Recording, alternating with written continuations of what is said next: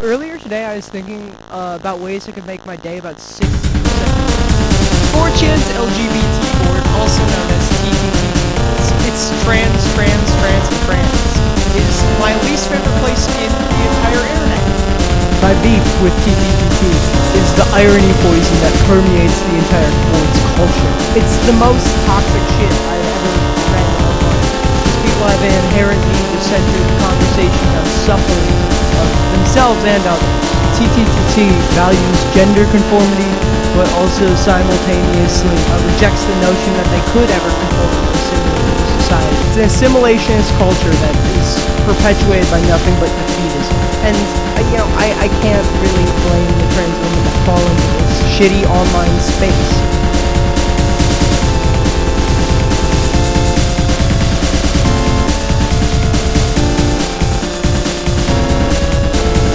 Freaks and weirdos, we get pushed out of these kinds of spaces in real life, and we go to online spaces is like a replacement for that real life community.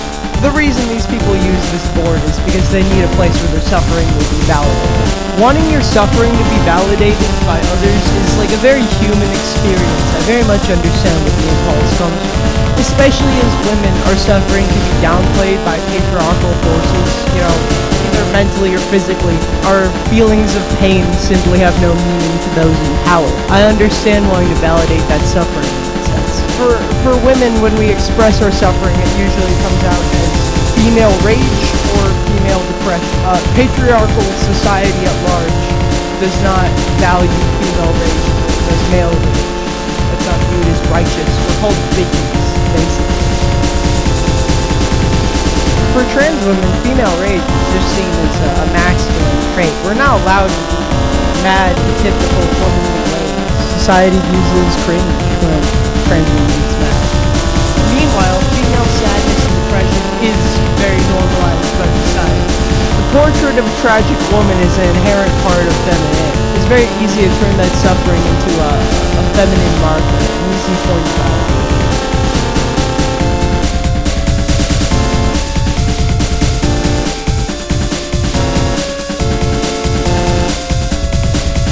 What are they doing to us?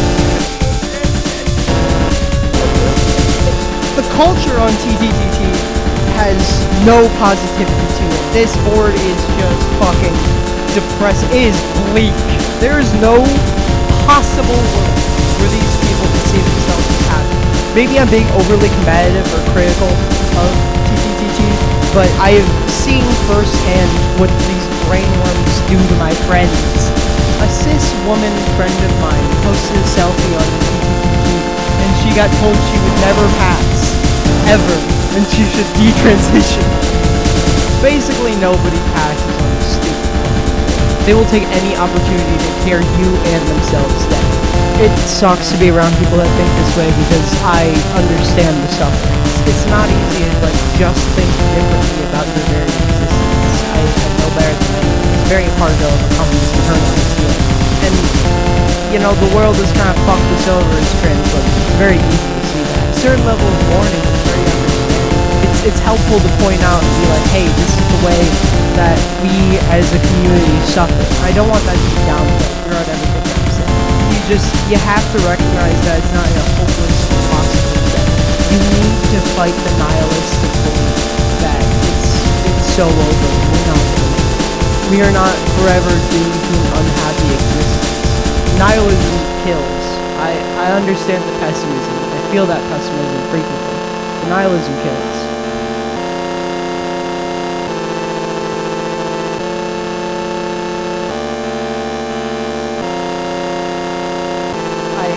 I need to combat these nihilistic views. Just over 3 years later, and still fucked up about it.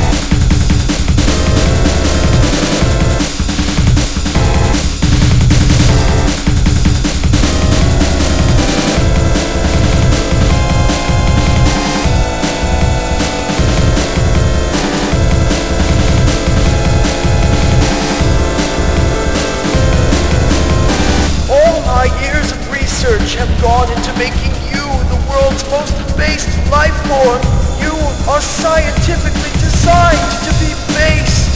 He's lying to you, Shadow. My powers allow me to detect all cringe. He may be saying that his powers allow him to detect all cringe. Stop doing that.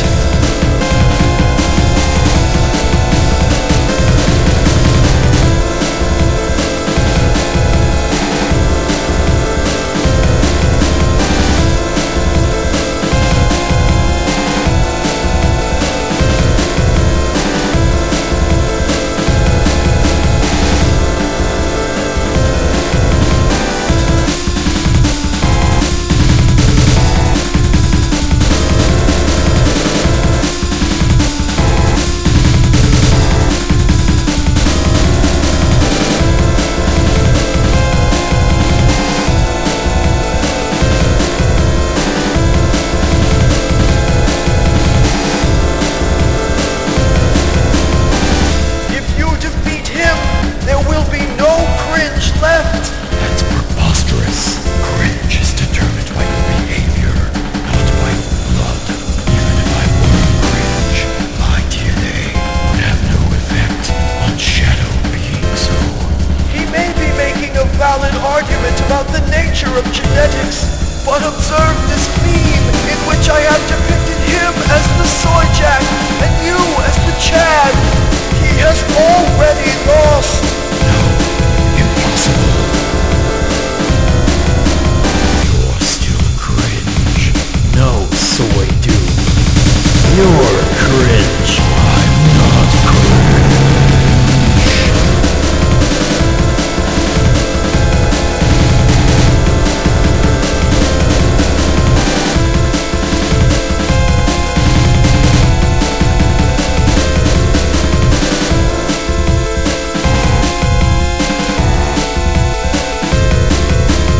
Commander, what the fuck is a Soy Jack? We spoke to 5 of the American soldiers who were at My Lai on March 16, 1968. You know, this is going to be a free-for-all. You can shoot anything you want, anything that moves, as long as he's not one of your own. Dead, shoot everything, man, woman, children, and the whole bit, everything that could aid the VC, you know, every living thing, that was sort of like the order. Well, this is something a soldier has to do, to take orders and carry them out. Like we used to have to run around yelling, kill, kill, kill, just to get in our heads, you know, just to get that feeling that you can do it. And that morning, about 7 o'clock, we boarded the choppers and we went into the village. And when we got off the chopper, we started shooting. They were instances back then. It makes you think that even if they were considered beasts, that you would think that maybe a water buffalo calf or a little piglet would fare better than a child. Well, they figured that the babies, when they grow up, they will be beasts anyway. So why give an opportunity to grow up? How did the guys look when they were doing this? It looked like they were having a lot of good time. Did you see anyone not? No, I think everybody was just about everybody was busy.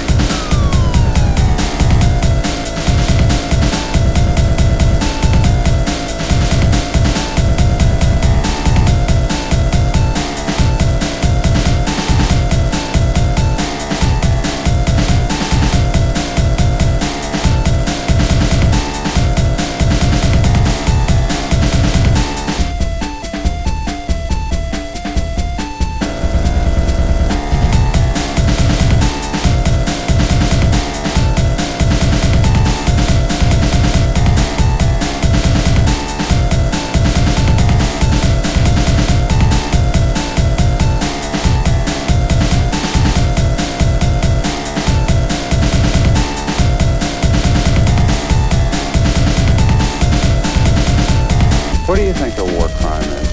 What do I consider a war crime? I consider a war crime of being over there. Just the idea of being there.